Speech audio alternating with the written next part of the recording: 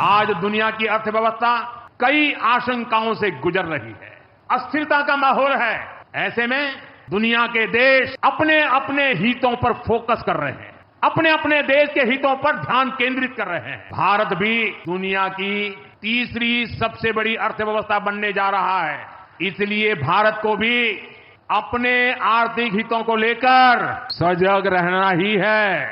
हमारे किसान, हमारे लघु उद्योग, हमारे नौजवानों के रोजगार, इनका हित हमारे लिए सर्वोपरि है। सरकार इस दिशा में हर प्रयास कर रही है, लेकिन देश के नागरिक के रूप में भी हमारे कुछ दायित्व है। और ये बात सिर्फ मोदी नहीं, हिंदुस्तान के हर व्यक्ति ने दिन में हर पल बोलते रहना चाहिए, दूसरे को कहते रहना चाहिए। जो देश का भला चाहते हैं, जो देश को तीसरे नंबर की इकोनॉमी बनाना चाहते हैं, ऐसा कोई भी राजनीतिक दल हो, कोई भी राजनेता हो, उसने अपने संकोच को छोड़ करके देश हित में हर पल, हर बार, हर जगह देशवासियों के अंदर एक भाव जगाना होगा, और वो है हम स्वदेशी का संकल्प लें। अब हम कौन सी चीजों को खरीदेंगे, कौन से तराजू से तोलेंगे?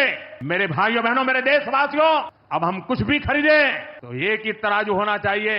हम उन चीजों को खरीदेंगे जिसे बनाने में किसी न किसी भारतीय का पसीना बहा है, और जो चीज भारत के लोगों द्वारा बनी है, भारत के लोगों के कौशल्य से बनी है, भारत के लोगों के पसीने से बनी है, हमारे लिए बहुत स्वदेशी है। हमें vocal for local, vocal for local मंत्र को अपनाना होगा। हम संकल्प लें कि हम मेक इन इंडिया प्रोडक्ट्स को ही बढ़ावा देंगे। हमारे घर में जो कुछ भी नया सामान आएगा, मैं नए सामान की बात कर रहा हूं, हमारे घर में जो भी नया सामान आएगा वो स्वदेशी ही होगा। ये जिम्मेदारी हर देशवासी को लेनी होगी। और मैं आज मेरे व्यापार जगत के भाई बहनों से विशेष आग्रह करना चाहता हूं, मैं मेरे दुकानदार भाई बहनों से आग्रह करना चाहता हूं, जब दुनिया इस प्रकार से अस्थिरता के माहौल से गुजर रही है, तब हम भी, चाहे व्यापार हो, छोटी दुकान हो, कारोबार करते हो, अब हम हमारे यहां से सिर्फ और सिर्फ स्वदेशी माल ही बेचेंगे। साथियों, ये स्वदेशी माल बेचने का संकल्प भी देश की सच्ची सेवा होगा।